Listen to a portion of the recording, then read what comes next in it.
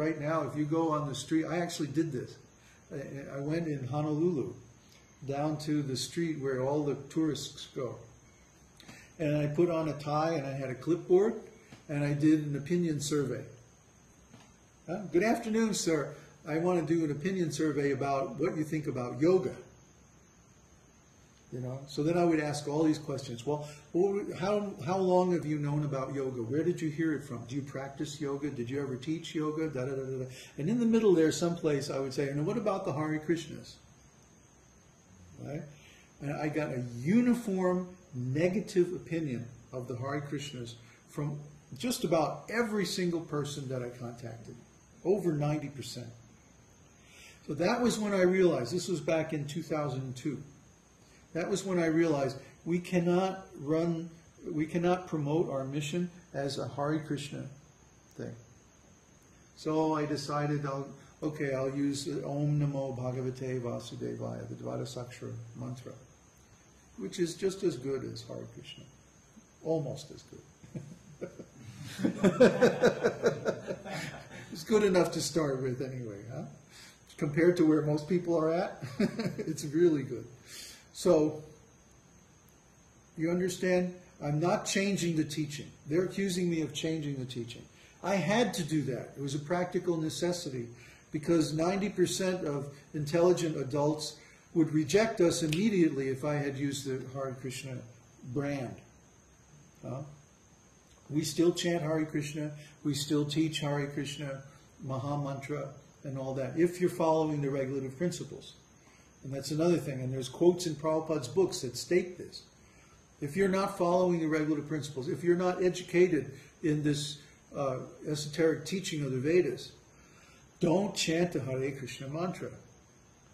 Chant some other mantra that's less demanding of purity and so on. So we're teaching like that. We're following Prabhupada's teaching. But these other devotees don't want to recognize. Therefore, they're giving us so many problems. They won't let us publish our articles. They won't let us promote our books or teachings on their sites. So this is a big problem between me and my God brothers. And I think it's an irresolvable problem. I don't see any way to, because we're not going to change our understanding. We understand Prabhupada's books. And they think they understand Prabhupada's books. Then why are they changing them? See, they actually think they know better than Srila Prabhupada. They actually think like that. Srila Prabhupada, he's a nice old man from India, but we know better. No. They don't understand that Srila Prabhupada is Nitya Siddha. Nitya Siddha means he was born in perfect Krishna consciousness. He was never in Maya. He was never in illusion. Who else in this world, at 5 years old, produced a complete Jagannath Rath Yatra festival in his neighborhood? At 5 years old. It was his idea. Of course, his parents helped him like that. But still, Srila Prabhupada, his symptoms from the very beginning of life were those of a very advanced, exalted devotee. So we can't think that Srila Prabhupada is like us. He was never a conditioned soul, at least not in this lifetime. He was Nitya Siddha, and that's a special category of a spirit soul who is enlightened from birth. All of us, if we attain Krishna consciousness, are called sadhana siddha. Means we attain Krishna consciousness by some sadhana, some work on ourselves. But Srila Prabhupada was always like that. I mean, he performed sadhana to show a good example. But he didn't need to perform sadhana. In Vedanta Sutra, where it talks about the qualities of the self-realized soul, it's that he can perform spiritual activities if he likes, but he doesn't have to. Why? Because he already has the result of those activities. If my car is nice and clean, why should I wash it again? There's a man down the street here in this village who has a red truck. And he washes this truck every day. Whether it's clean or not, doesn't matter. He washes and polishes his truck every single day. Why? It's useless work. It's not going to hurt his truck if it has a few rain spots on it or something. Huh? So the self-realized soul, that if he likes, if it pleases him, he can perform sadhana. But if his service, if his service is so much that he doesn't have time or he doesn't have the inclination, that's all right. He doesn't have to. He's not going to forget Krishna. Once you attain Krishna consciousness, you don't ever forget it. You don't ever lose it. Why? Because it's eternal. Everything that's spiritual is eternal. Huh? Bhagavad Gita 2:16. What is that verse? Do you know that verse?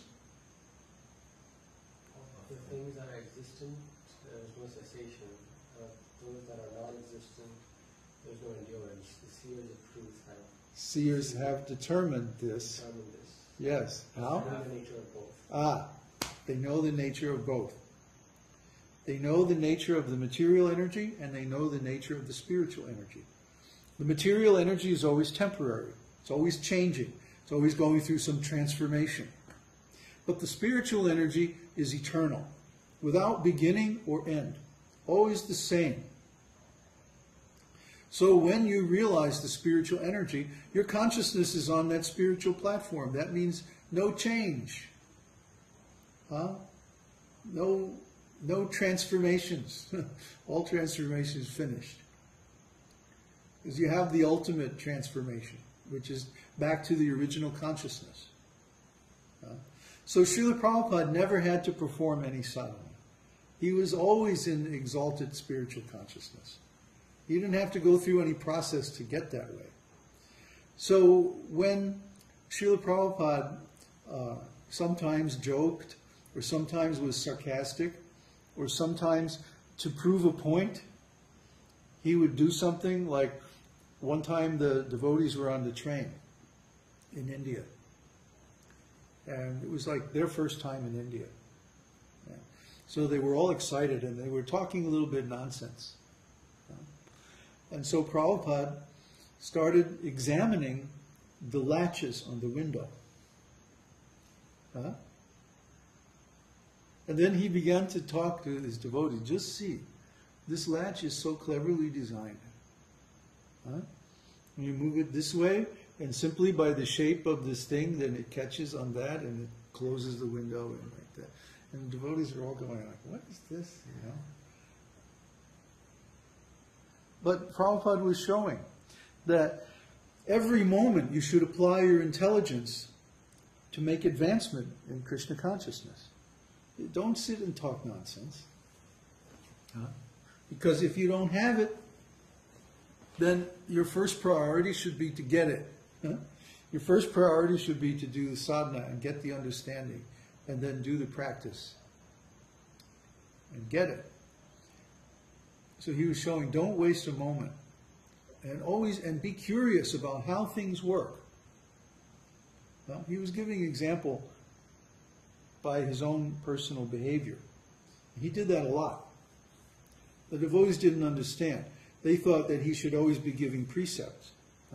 But actually, by his example, he gave so many teachings. I remember being in Vrindavan just a few months before Prabhupada left his body. And my service had been to arrange programs for Srila Prabhupada to go and preach every day, or 2 or 3 times a week, whenever he wanted. So I would go around to different villages and set up these programs. And then at some point, Srila Prabhupada got so sick that he stopped doing that. And I didn't have any service, so I came back to the temple. And every morning, Prabhupada would give Bhagavatam class. So I had some intuition that Prabhupada was close to leaving this world. Well, actually, his sister told me. And I was thinking, well, now He's about to leave this world, so he's finally going to give the secret, you know, the big secret, right? So he's giving class, and I'm there like, you know, oh, now he's going to talk about the advanced teachings, right? So what does he give class on? You're not your body. You are not this body. Bhagavad Gita 2:13. You know that verse?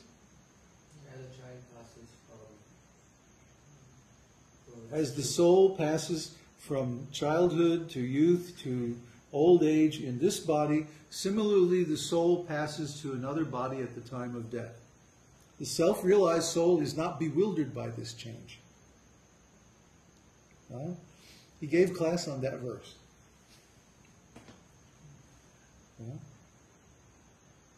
So what is advanced and what is